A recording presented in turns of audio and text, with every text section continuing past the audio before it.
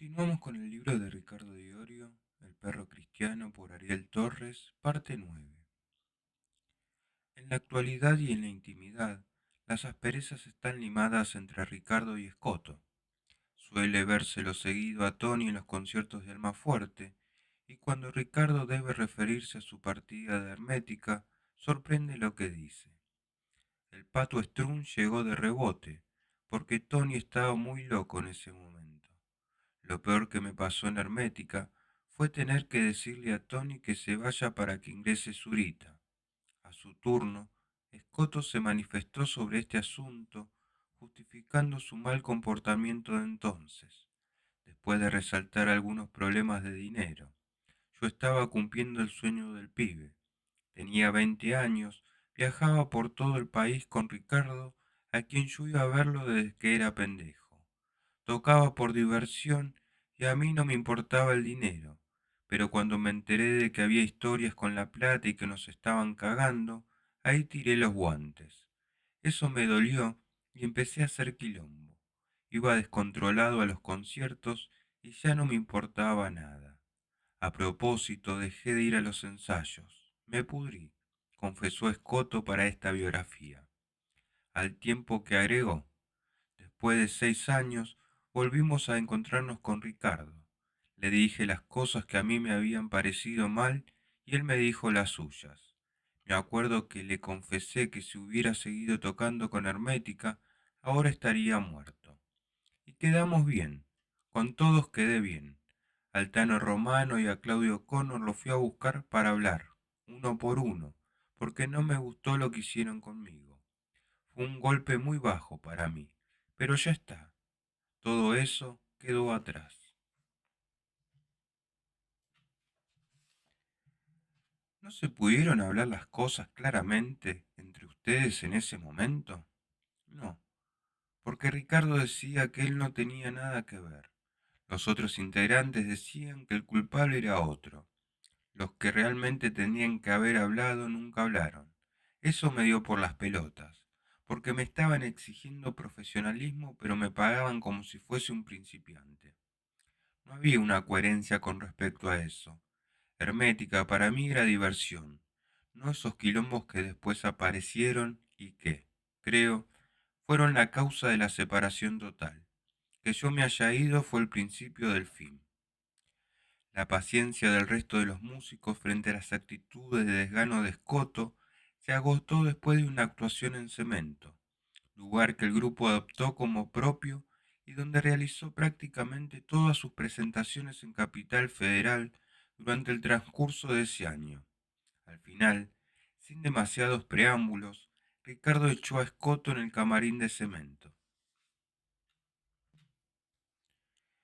La decisión del cambio no fue casual y el momento tampoco.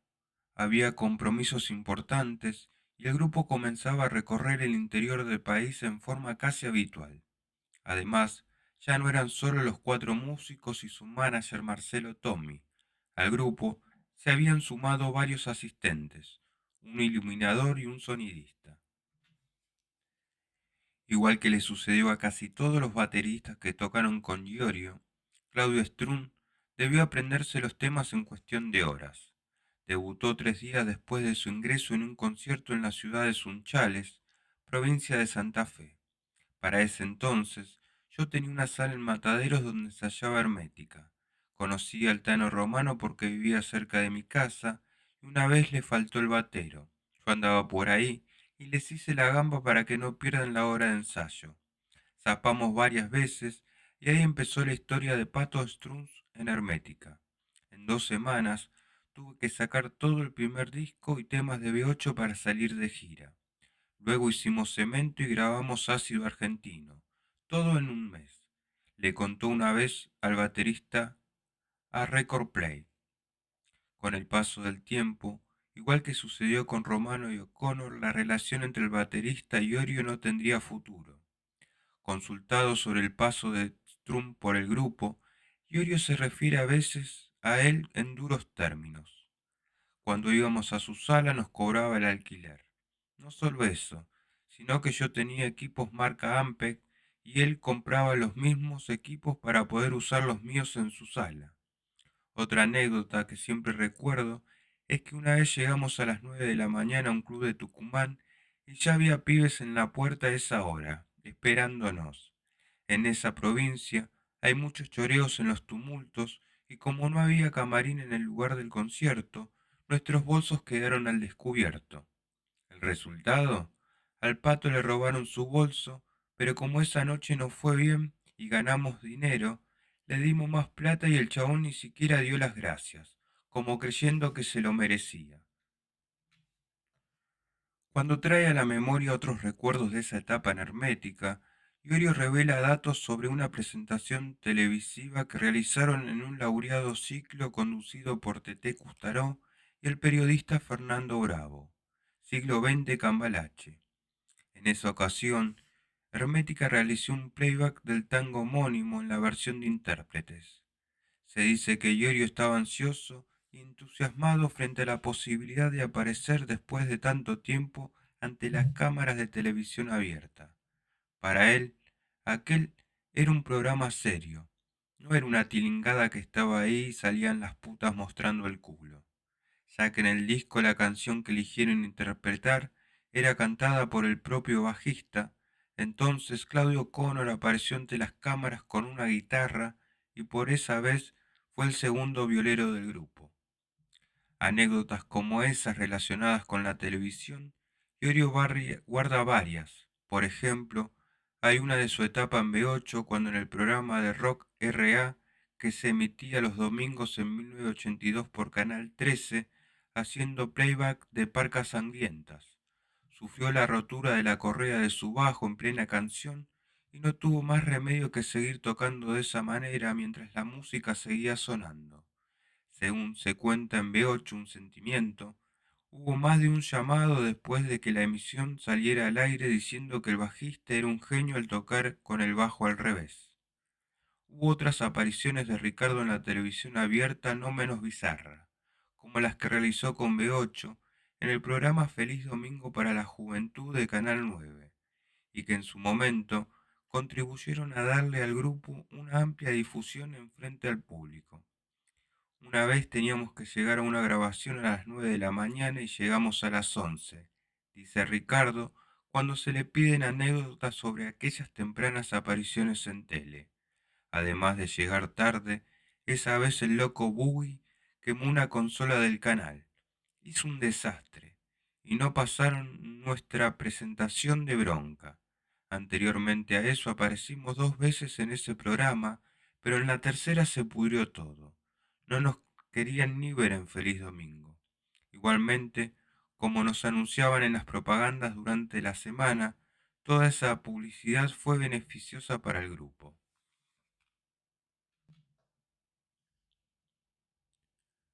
Retomando a la historia de Hermética, en noviembre de 1991, mientras Hermética e Intérpretes se convertían en los primeros discos argentinos de metal pesado en ser editados en formato CD, Iorio volvía a dar lo mejor en un estudio de grabación. Los registros del tercer trabajo discográfico, Ácido Argentino, se realizaron en los estudios Aguilar en 150 horas y si bien hubo letras que Ricardo debió terminar horas antes de ingresar al estudio, la mayor parte del repertorio estaba decidido y acabado estando Tony Scotto aún en la banda. Las partes técnicas de las grabaciones nunca tuvieron en los recuerdos de Iorio un lugar meritorio. Por eso mismo, de Ácido Argentino, guarda una anécdota especial que poco y nada tiene que ver con los estudios de grabación. El metalero se conmovió cuando conoció a José Chiches y La Luz, el artista que realizó la ilustración de la portada, que sufría Parkinson, pero que tenía una sorprendente habilidad para pintar. Cuenta Iorio. A Chiche me lo presentó Ezequiel Samperi, un plomo que conocí en una verdulería de Flores y que trabajó conmigo durante muchos años. Y La Luz solía atarse un palo de escoba a la mano y así pintaba. Su pintura para ácido argentino es emblemática porque tiene dibujada la represión. Esa es la decadencia de nuestra nación. Yo inventé ese diseño. La idea del título del álbum, partió en este caso de otra ocurrencia de Ricardo, porque, como él mismo explica, en el boceto original del arte, la idea era hacerlo troquelado, para que simule ser una plancha de ácidos. Tuve una idea que fue una locura. Quería colocarle ácidos a uno de los 5000 discos que se fabricaron. Al título del disco lo relacionaron como que nuestras generaciones eran ácidas, pero el trasfondo verdadero era que con esa maqueta yo quise hacer un troquelado de ácidos.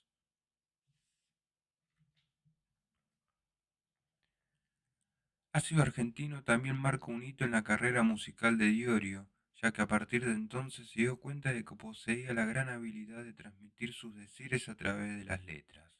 Él mismo lo manifestaría así en posteriores declaraciones.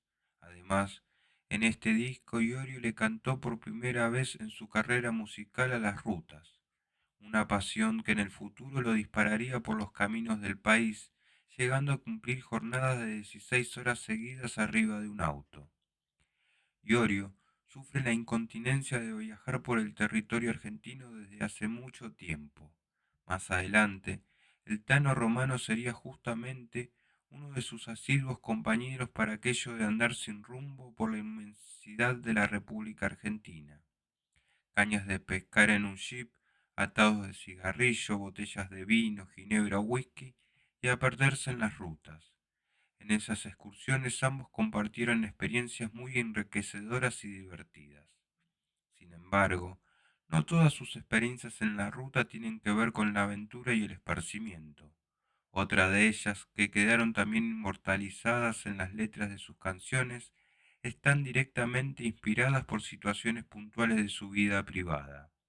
Por ejemplo, ¿podría alguien imaginar siquiera que en medio del desierto, en un valle catamarqueño de la cordillera de los Andes, llamado Fiambalá, donde las lluvias son escasas, el clima es árido y los suelos son pedregosos, Ricardo Iorio y su esposa Ana permanecerían casi 2 meses buscando a una persona? Así fue, efectivamente. En la canción Atravesando todo límite, Ana Mourín dio cuenta de la historia de su hermano, quien de un día para el otro desapareció de la faz de la tierra. Salió en viaje personal, se internó en las montañas y se perdió, cuenta Juan Pedro Zambón. Lo fuimos a buscar en un par de ocasiones, pero no tuvimos éxito. Con Ana quisimos que esa canción llegara a sus oídos y entendiera lo que sentíamos por él, explica Iorio, refiriéndose a la búsqueda, que aún hoy continúa. Ni Iorio, ni Ana, ni nadie jamás volvió a verlo. Lo que yo creo es que existen personas a las que les toca saber la verdad de la existencia y por ello renuncian a todo, comenta Iorio, para cerrar con esta anécdota de su vida privada. Ir al desierto donde no hay nada, y aunque sea perder la vida, pero firmes en la convicción de que se cumple un destino. También es un sueño, y así se cumple lo deseado. Creo que Ana lo expresó muy bien en esa canción. Las canciones liberan, liberan de pesares, liberan de emociones bajas, inferiores y negativas. Estuvimos 2 meses buscando a mi cuñado en la cordillera y en el momento en que parecía que íbamos a encontrarla, su hermana me dijo, dejémoslo, porque esto se parece a una cacería. Aquella historia no solo fue el motivo de una canción, sino que me dio motivos para vivir y para darme cuenta de que tal vez saber poco no sea malo. Por otra parte, en Ácido Argentino hubo otra letra de antología para el legado musical de Iorio, y es de antología, de nuevo, por las circunstancias que llevaron al músico a escribirla. Masticando esta siniestra heredad, prisionero estoy en mi ciudad natal, donando sangre al antojo de un patrón por un mísero sueldo, con el cual no logro esquivar el trago amargo de este mal momento, mientras el mundo, policía y ladrón, me bautizan sonriendo Gil Trabajador. Quizás resulte extraño el episodio que su pluma transformó en Gil Trabajador, casado con una hija y con algunos discos a sus espaldas, En el momento en que escribió esa letra, Ricardo Iorio vendía ajos en la calle. 15 años después lo recordaría así. Un día de la primavera, a la mañana, cuando todos los estudiantes andaban por la calle divirtiéndose, yo iba caminando ofreciendo ristras por las verdulerías, cuando vi a un muchachito que evidentemente ese día el padre le había prestado el coche. Estaba apoyado en el auto, jugando con las llaves, seguramente esperando a sus amigos, mientras escuchaba muy cansado estoy.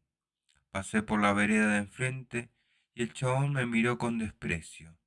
Mirá este Gil laburando, habrá pensado.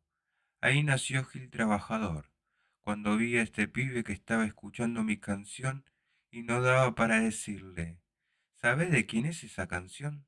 Es mía. ¿Qué va a ser tuya, boludo, si vos vendés ajos? La onda de muchas personas era, estoy en el rock para no laburar. Y los que laburábamos y salíamos de madrugada éramos los giles. Gil Trabajador es el código de la nación. El que labura es un gil. Tenés que ser chorro o policía para vivir bien. Una declaración de aquella época marcaría pautas bien claras del devenir de Iorio y de sus pensamientos. En la Argentina hacen este tipo de letras Horacio Guaraní, José Larralde y Atahualpa Yupanqui. En el heavy, Ricardo Iorio. Acá ningún grupo masivo se hace cargo de nuestra herencia folclórica. Yo sí me hago cargo de lo que aprendí de José Larralde. Manifestó en Metal número 204 de octubre de 1992. Iorio es así, y a veces cuando debe responder preguntas que guardan relación con la política, suele dejar bien en claro cuál es su posición. ¿Qué pasa con su pensamiento político? ¿A qué adhiere? Cuando tocaba en Hermética, frente a una multitud donde proliferaban las banderas celestes y blancas, salía a aclarar que lo suyo era patriotismo con un discurso que ya podía sospecharse reaccionario. Y en el futuro, por escribir la frase hembra Eva Duarte, macho Juan Perón, dupla guerrera argentina, lo vincularán indefectiblemente con el peronismo. Entonces lanzará frases como las siguientes. Soy del pueblo y de última, de boca en boca se dice que esas dos personas fueron las que más hicieron por el pueblo. Yo soy metalero pesado argentino. Nunca agarré un arma ni mi historia es la de las madres de Plaza de Mayo. Suplemento sí, del diario Clarín, octubre de 1998. No me declaro peronista porque no estoy afiliado ni lucho por un partido ni defiendo sus bases. Pero más que del Che, yo soy de los Perón y Evita. Página 12, 17 de octubre de 1998. Sí, qué duda cabe.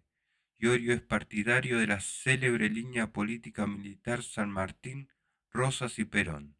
Pero mis viejos no eran peronistas, explica. Ellos simplemente eran trabajadores. Mi afinidad con Perón proviene más de las personas que escuchan mis canciones. Canté canciones dedicadas a Perón para dejar constancia en mi carrera de que yo no fui quien negó al gran benefactor de la nación, y no hablo del Perón del 73, a quien recuerdo como un anciano manipulado, sino del anterior, del que me hablaron mis padres y mis abuelos. A pesar de que cualquier intento por llevarlo a definirse explícitamente en el espectro ideológico puede ser vano, su entorno lo hace por él.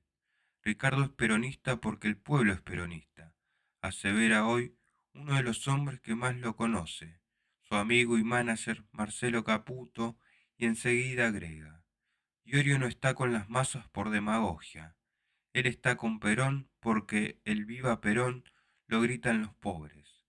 Ricardo toma del pocho el hecho de que se casó con una mujer muy inteligente que lo amaba, por eso dice, hembra Eva Duarte, macho Juan Perón. Y en efecto, muchos años después, incluirá en uno de sus discos de Almafuerte la canción Ser humano junto a los míos que reza. Sin ser testigo de Jehová, Dios en mi voz se manifiesta. No soy evangelista, adventista ni mormón, tampoco cura santurrón. No soy doctorado en la ley, no soy ladrón, soplón ni yuta. Sépanlo, yo soy el que soy, nada más. No soy más ni menos que nadie. Un laburante es mi papá y mi mamá una gran mujer. Hembra Eva Duarte, macho Juan Perón, dupla guerrera argentina.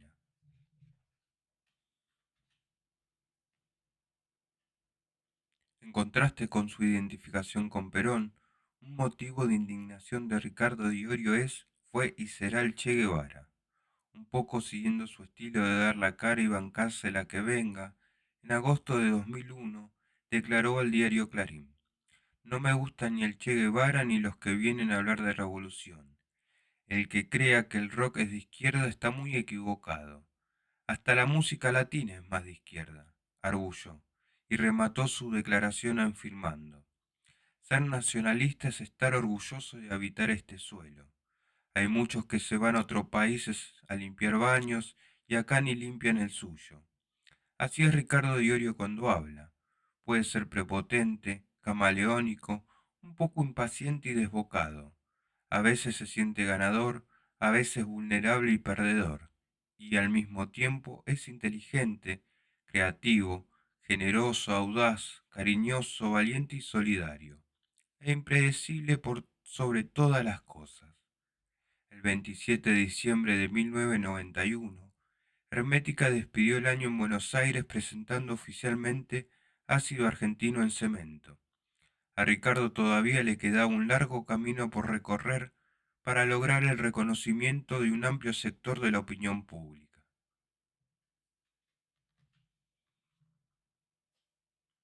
Entre el cielo y el infierno, capítulo 6. No es lo mismo el folclore de los hermanos Sábalos al folclore de José Larralde, y eso siempre lo intenté expresar. Ricardo Diorio, 1999. Hermética va a tocar con José Larralde. Ricardo Diorio escuchó la noticia en Radio Nacional mientras pintaba su casa del pasaje Boston en Villa Devoto. Acompañado por su amigo Ezequiel Samperi, recién comenzaba el año 1992. La noticia no lo dejó para nada indiferente. Después de todo, su padre admiraba a José Larralde y, pese al rechazo que sentía de joven por la música del folclorista de Wangelén, de grande Iorio había aprendido a asimilar sus versos. No era poca cosa tener la oportunidad de conocerlo personalmente y de compartir un escenario con él. Unos días antes, el 6 de enero para ser precisos, el país se había sacudido con la triste noticia de una luz que arrasó San Carlos Minas, un pequeño pueblo de la sierra ubicado a 220 kilómetros de Córdoba capital. Más de un centenar de viviendas resultaron seriamente dañadas y el resto del pueblo quedó anegado en una capa de más de medio metro de lodo. Los periodistas que llegaron al día siguiente al lugar se toparon con la noticia de que 36 personas habían fallecido en la catástrofe. La magnitud de la tragedia llevó a los directivos de SADAIC y Radio Nacional a solidarizarse con la causa. Organizaron un festival a beneficio de las víctimas de la luz en el Estadio Mundialista Chateau Carreras con la presencia de Hermética, Todos tus muertos y José Larralde, entre otros artistas, y así fue como, una vez más, el grupo y su gente se trasladaron hasta la provincia de Córdoba. Iorio describe cómo sigue este primer encuentro suyo con Larralde, un encuentro que sería trascendental para él. Cuando llegamos al hotel, me enteré que él también se encontraba alojado ahí. Ubiqué a una señora muy elegante, no sé si era su manager o su agente de prensa, y le dije que quería conocerlo. Me dijo: "Mire que Larralde es un hombre muy bravo". "Bueno, lo queremos conocer igual", le contesté. Yo estaba almorzando con Juan Carlos Baglietto, que tenía una empresa de iluminación y habíamos trabajado varias veces con él. Terminamos de comer juntos esperando que el tipo baje, pero Larralde no apareció y entonces volví a insistirle a la señora. Al rato me llamó por teléfono a mi habitación para decirme: "El señor Larralde va a tomar un té". Entonces bajé y compartí un té con él. Larralde le estrechó la mano cálidamente, recuerda Iorio, y habla de la impresión que el folclorista le causó. Me pareció un tipo como siempre quise ser yo, derecho, con dignidad, igual en sus letras que en su vida. Lo más macho, guapo y representativo de nuestro folclore. Le hice preguntas del tipo de las que me suelen hacer a mí los periodistas y luego le pregunté también por sus letras. El periodista Víctor Pintos, también admirador de Larralde, acompañó a Ricardo en ese primer encuentro que se desenvolvió como sigue. Según cuenta el bajista, charlamos un rato y después el negro Pintos y yo fuimos en una combi hasta el Chateau Carreras para verlo cantar. Me acuerdo que estábamos recopados viéndolo cuando empezamos a gritarle, vamos carajo, vamos Larralde. Más tarde, cuando terminó el concierto y volvimos a cruzarlo, Larralde nos contó que no imaginaba que había gente que lo alentaba de esa manera. Aquel encuentro y aquel día están entre los recuerdos más atesorados por Iorio, pese al triste entorno que envolvió el festival en el Chateau Carreras. Ya siendo un hombre adulto, la personalidad y las letras del cantautor le parecieron fantásticas a Iorio a tal punto que el metalero se animaría a invitarlo posteriormente a sus conciertos. De chico, cuando mi padre escuchaba a José Larralde, a mí se me ponían los pelos de punta, recuerda Iorio, pero de grande advertí que su música es muy poderosa. Con Hermética me di el gusto de llevarlo a un escenario. Marcelo Caputo habló con su manager y ahí estaba él con su guitarra. Aparte, Larralde tiene hijos y sobrinos que son rockeros. Cuando les contó que había estado conmigo, ellos le hablaron de mí y tal vez por eso accedió a ir a Stadium. En realidad, solo apareció y saludó.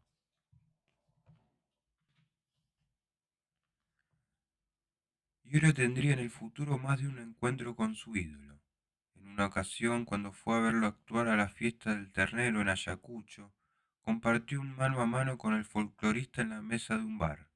Luego, durante su presentación en el festival, Larralde lo reconoció entre el público y dijo por el micrófono: entre nosotros está Ricardo Iorio. Muchos se preguntarán qué carajo está haciendo un rockero en un festival de folclore, pero Ricardo es un argentino más. Ojalá muchos políticos se dieran cuenta de que somos argentinos. Anécdotas como esta, que no hay pocas, lo llenaron de satisfacción a Iorio. Resultará curioso para muchos, pero es un hecho que, desde que Iorio confesó su admiración y su respeto por Larralde, los pibes metaleros van a ver al veterano folclorista con remeras de Hermética y Almafuerte. Y no solo eso, se llegó a dar tal compenetración entre la música de ambos artistas que la solidaridad ha llevado al público de Iorio a auxiliar a Larralde. Cuando terminan sus conciertos, los muchachos lo esperan varias horas y cuando sale le preguntan: ¿lo ayudamos, don Larralde? Estamos acá para protegerlos. Sobre este asunto, Iorio da su opinión. Es lógico, señala, porque nosotros interpretamos temas de José. Él, al igual que nosotros, le canta a la amistad y a la vida, no a las putas. Larralde es un genio como Bob Dylan. Una vez me dijo: es increíble, Iorio, que empezaras de nuevo y se te dé tan rápido. En todos los pueblos a donde voy está la legión de los de negro. Son como una religión. Otra de las experiencias con Larralde que siempre habría de recordar Iorio tuvo lugar en Coronel Suárez. Ricardo lo fue a saludar un día antes de que actuara en esa ciudad. Antes del encuentro, el metalero había estado bebiendo y para disimular su aliento, no tuvo mejor idea que llevar a su boca un caramelo de anís. Mala idea. ¿Qué haces, gringo loco? Lo saludó Larralde e inmediatamente increpó a su visitante frunciendo la nariz. ¿Estás tomando anís? En ese encuentro, Larralde le preguntó a Iorio cómo era un día suyo en el campo. Corto leña, riego, cuando hay que hacerlo, sintetizó Iorio.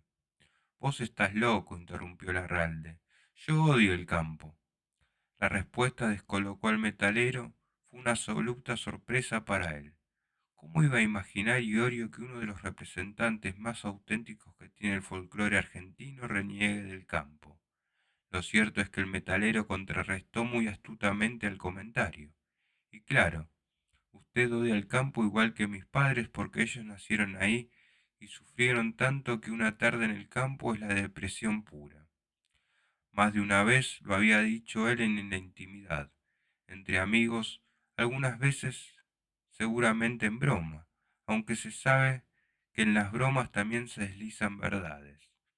Entre estas últimas, hay una que indica que Iorio quiso invitar a José Larralde en varias ocasiones a cantar en algún disco suyo, pero, para esta biografía, el músico que para todo parece tener una palabra lo negó. Lo más importante de mi relación con Larralde no es hacer un disco con él, sino poder contar estas anécdotas.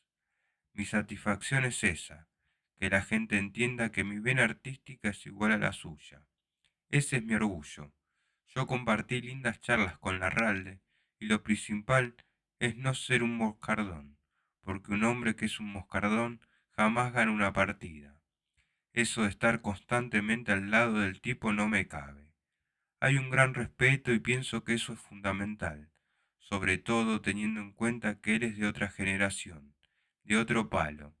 Siempre fui así con todos mis referentes.